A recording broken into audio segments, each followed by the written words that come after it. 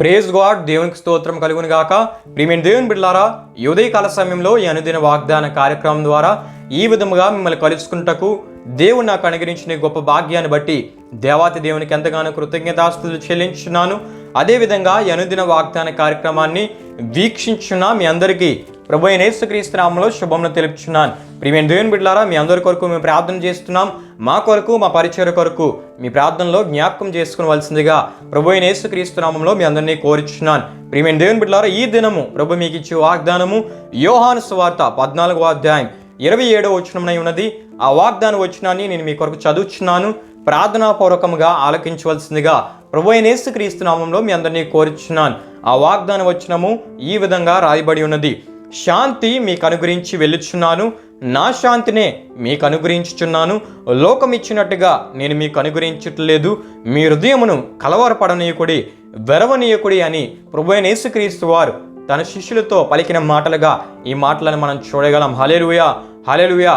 ప్రియమైన దేవుని బిడ్డలారా, ఈ వాగ్దాన సందర్భాన్ని మనం జ్ఞాపకం చేసుకున్నట్లయితే ప్రభు అయిన యేసుక్రీస్తు వారే స్వయంగా ఈ మాటలను పలికినట్లు యోహాను సువార్తలో మనం చూడగలం. అయితే ప్రియమైన దేవుని బిడ్డలారా, ఈ సందర్భాన్ని ఒకసారి మనం జ్ఞాపకం చేసుకున్నట్లయితే యేసు ప్రభు వారు మానవుల పాపముల నిమిత్తమై ఆయన శిలువ మరణం పొందబోతున్న సమయము సమీపంగా ఉంది. ప్రియమైన దేవుని బిడ్డలారా, అతి సమీపంగా ఉన్న ఆ సందర్భంలో యేసు ప్రభు వారు ఆ పరిస్థితులన్నింటినీ ఆయన ముందుగా దృష్టిలో పెట్టుకొని తన శిష్యులను ధైర్యపరచుటకు, తన శిష్యులకు అభయాన్ని ఇచ్చుటకు, తన శిష్యులను ఆ ధైర్యంతో నింపడానికి ఇటువంటి మాటల ద్వారా వారిని ధైర్యపరిచినట్లు మనం చూస్తుంటాం. హల్లెలూయా, హల్లెలూయా. అంటే ప్రియమైన దేవుని బిడ్డలారా, ఆయన శిలువ మరణమునకు అప్పగింపబడుతున్న ఆ సందర్భంలో ఆ ముందుగానే తన శిష్యులతో మాట్లాడుతూ ఈ మాటలను వారితో పలికినట్లు మనం చూస్తుంటాం. ప్రియమైన దేవుని బిడ్డలారా, అంటే జరగబోయే విషయాలను గురించి కానీ, జరుగుతున్న ఆ విషయాలను గురించి కానీ మీరేమాత్రం కలవరపడకండి, మీరేమాత్రం ఆందోళన చెందవద్దు. నా శాంతిని మీకు అనుగ్రహిస్తున్నాను, నేను మీతో ఉంటున్నాను, మీరు ధైర్యంగా ఉండండి, మీరు ఎటువంటి ఆందోళన గురి కావద్దని యేసు ప్రభు వారి మాటల ద్వారా తన శిష్యులను బలపరిచి ధైర్యపరిచినట్లు దేవుని వాక్యంలో మనం చూస్తుంటాం. హల్లెలూయా, హల్లెలూయా. అంటే ప్రియమైన దేవుని బిడ్డలారా, యేసు ప్రభు వారు శిలువ మరణం పొందబోతున్నారు. అది అతి సమీపంగా ఉంది, ఆ సమయము సమీపంగా ఉంది. అయినప్పటికీ కూడా ఆయన తన గురించి కాక తన చుట్టూ ఉన్న ఆ శిష్యులని గురించి ఆలోచించి వారి హృదయాలు ఈ పరిస్థితులను బట్టి ఏ విధంగా కలవరపడకుండా, ఏ విధంగా అధైర్యపడకుండా, ఎటువంటి భయాందోళనకు వారు గురి కాకుండా యేసు ప్రభు వారు తన మాటల ద్వారా వారిని ముందుగానే ధైర్యపరుస్తున్నట్లు దేవుని వాక్యంలో మనం చూస్తుంటాం. హల్లెలూయా, హల్లెలూయా. అయితే ప్రియమైన దేవుని బిడ్డలారా, గనుకనే మనం దేవుని వాక్యాలను చూస్తున్నప్పుడు ఆయన హృదయములను ఎరిగిన దేవుడు, మనసులను ఎరిగిన దేవుడు అని దేవుని వాక్యంలో మనకి కనబడుతుంది. ప్రియమైన దేవుని బిడ్డలారా, ఆయన ముందుగానే గుర్తించి జరగబోయే పరిస్థితులను గురించి, జరుగుతున్న పరిస్థితులను గురించి మీరేం మాత్రం ఆందోళన చెందవద్దని తన శిష్యులతో మాట్లాడుతూ ఈ వాగ్దానపు మాటలను చెప్పినట్లు మనం చూస్తాం. హల్లెలూయా, హల్లెలూయా. అయితే ప్రియమైన దేవుని బిడ్డలారా, దేవుని వాక్యంలో మనం చూస్తున్నప్పుడు యేసు ప్రభు వారు శాంతిని గురించి, అదేవిధంగా ఆయన శాంతికి కర్త, సమాధానమునకు కర్త అని దేవుని వాక్యంలో మనం చూస్తాం. ఈ వాగ్దాన వచనంలో కూడా మనం చూస్తున్నప్పుడు శాంతి అనే పదమునకు మూల భాషలో సమాధానము అని మనకు కనబడుతుంది. ప్రియమైన దేవుని బిడ్డలారా, దేవుని వాక్యంలో ఈ శాంతి సమాధానము గురించి కొన్ని విషయాలు నేను మీకు తెలియపరుద్దామని ఆశపడుచున్నాను.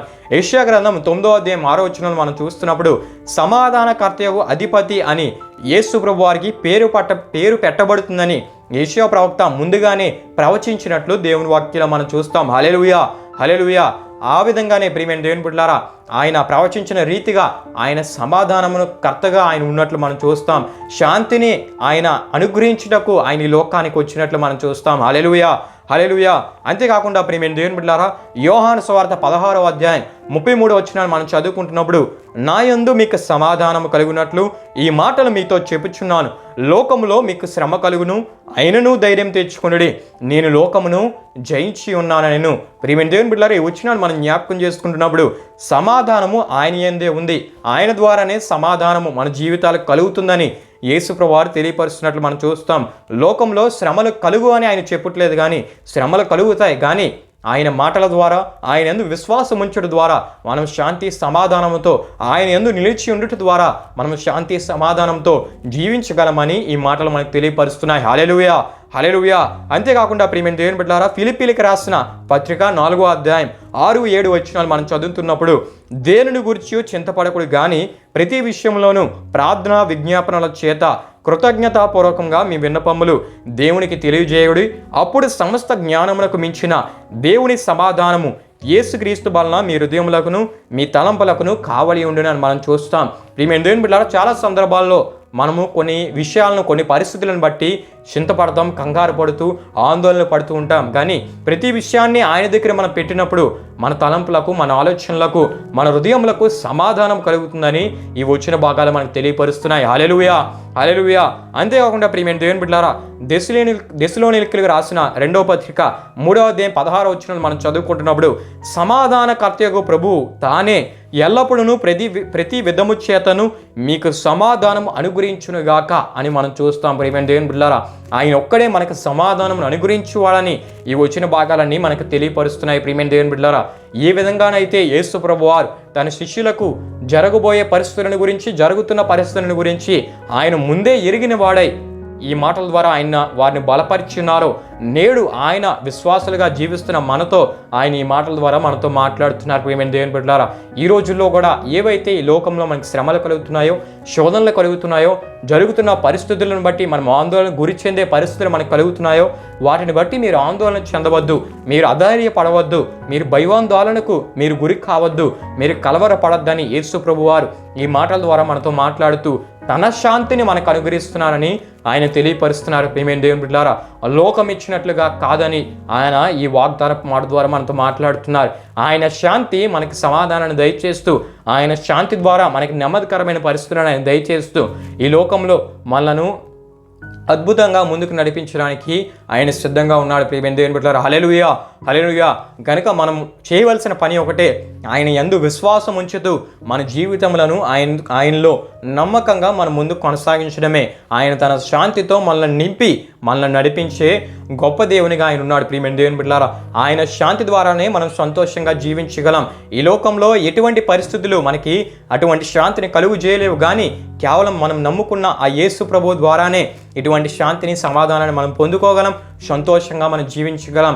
ఈ రోజున అనేక మంది కోటీశ్వరులు, అనేక మంది ఐశ్వర్యవంతులను మనం చూస్తున్నప్పుడు ఇటువంటి స్థితిని వారు పొందుకోలేకపోతున్నారు. కానీ క్రీస్తుని కలిగిన క్రైస్తవులుగా మనకున్న ఏకైక ధైర్యము ఆయనే గనుక ఆయన యందు విశ్వాసం ఉంచి ఇటువంటి శాంతికరమైన పరిస్థితులను, సమాధానకరమైన పరిస్థితులను మనము ఎల్లప్పుడూ అనుభవించే స్థితిని దేవుడు మనకి ఈ వాగ్దానపు మాటల ద్వారా దయచేయబోతున్నానని ఆయన ఈ వాగ్దానపు మాటల ద్వారా తెలియపరుస్తున్నారు. హల్లెలూయా, హల్లెలూయా.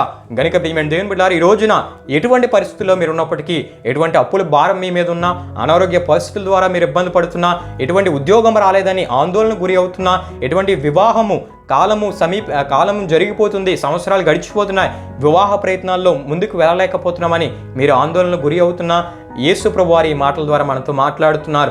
ఆయన శాంతిని మనకు అనుగ్రహించి ఆయన మనతో ఉండి ప్రతి విధమైన కార్యాన్ని ఆయన జరిగిస్తూ సంతోషంతో మనల్ని ముందుకు నడిపించడానికి ఆయన సిద్ధంగా ఉన్నాడు. ప్రియమైన దేవుని బిడ్డలారా, మనం ఆయన యందు విశ్వాసం ఉంచి ఆయన శాంతిని, సమాధానాన్ని మనం పొందుకుందాం. ఈ వాగ్దాన మాటలను ప్రభు మన వినికిడిలో దీవించునుగాక. ప్రభు ఈ వాగ్దానాన్ని మీ పట్ల నెరవేర్చునుగాక. ఆమేన్. ప్రియమైన దేవుని బిడ్డలారా, ముగింపు ప్రార్థన ద్వారా ఈ వాగ్దానాలను మనం ముగించుకుందాం. ఈ ప్రార్థనలో నాతో పాటు అందరూ కలిసి ఏకీభవించవలసిందిగా ప్రభు అయిన యేసుక్రీస్తు నామములో మీ అందరినీ కోరుచున్నాను. ప్రార్థన చేసుకుందాం. మహిమా స్వరూపి అని మా ప్రభువా, జీవాధిపతి అని యేసయ్య, నీ ఘనమైన నామమునకు మహిమ, ఘనత, ప్రభావములు చెల్లించున్నాం తండ్రి. దేవా, ఈ ఉదయకాల సమయంలో ఈ వాగ్దానం ద్వారా మాతో మాట్లాడి మమ్మల్ని బలపరిచినందుకు నీకే స్తుతులు చెల్లిస్తున్నాం తండ్రి. దేవా, నా శాంతిని మీకు అనుగ్రహించున్నానని దేవ తెలియపరిచినందుకు నీకు స్తుతులు చెల్లిస్తున్నాం తండ్రి. ఆనాడు శిష్యులతో మాట్లాడి వారిని ధైర్యపరిచి వారి ద్వారా అద్భుతమైన పరిచయం జరిగించిన గొప్ప దేవునిగా మీరు ఉన్నారు తండ్రి. మీకు వందనాలు దేవా. నేటి దినాల్లో నిన్ను కలిగి ఉన్న మా జీవితాల్లో కూడా నీ శాంతితో మమ్మల్ని ముందుకు నడిపిస్తూ మా జీవితాల అద్భుతాలతో, మా జీవితాల్లో సంతోషాన్ని నింపుతున్నందుకు నీకే స్తుతులు చెల్లిస్తున్నాం తండ్రి. ఈ రోజున దేవ, ఈ వాగ్దానాన్ని వీక్షించిన వారు వారు ఎటువంటి స్థితిలో ఉన్నారో, ఎటువంటి భారభరితమైన హృదయంతో ఉన్నారో వారిని ఒకసారి మీరు జ్ఞాపకం చేసుకోండి. నీ శాంతి చేత వారిని నింపి, నీ సమాధానంతో వారిని మీరు ముందుకు నడిపించండి. వారి పరిస్థితులను అనుకూలపరిచి, పరిస్థితులపై వారికి విజయాన్ని దయచేసి, వారికి ఎదురవుతున్న ప్రతి శ్రమ శోధనపై వారికి విజయాన్ని మీరు అనుగ్రహించి, మీ శాంతి సమాధానంతో వారి జీవితాలు మీరే ముందుకు నడిపించి మీరు మహిమ పొందుకోండి. అనేకుల మధ్య సాక్షులుగా వారిని మీరే వాడుకొని నడిపించండి. వారి జీవితాల్లో ఎదురవుతున్న ప్రతి పరిస్థితిపై మీరు విజయాన్ని దయచేసి, మీ శాంతితో మీ సమాధానంతో మీరు ముందుకు నడిపించి మీరు మహిమ పొందుకోమని సమస్త ఘనతా ప్రభావానికి ఒక్కడికి మాత్రమే చెల్లిస్తూ యేసు పరిశుద్ధ నామంలో అడిగి వేడుకుంటున్నాం తండ్రి. ఆమేన్. యేసు రక్తమే జయం, ప్రభేసు రక్తమే జయం, ప్రభేసు రక్తం సంపూర్ణమైనది, అపవాది క్రియలకు అంత నాశనం కలుగునుగాక. ఆమేన్. ప్రభు మిమ్మల్ని నూరంతులుగా ఆశీర్వదించునుగాక. ఆమేన్.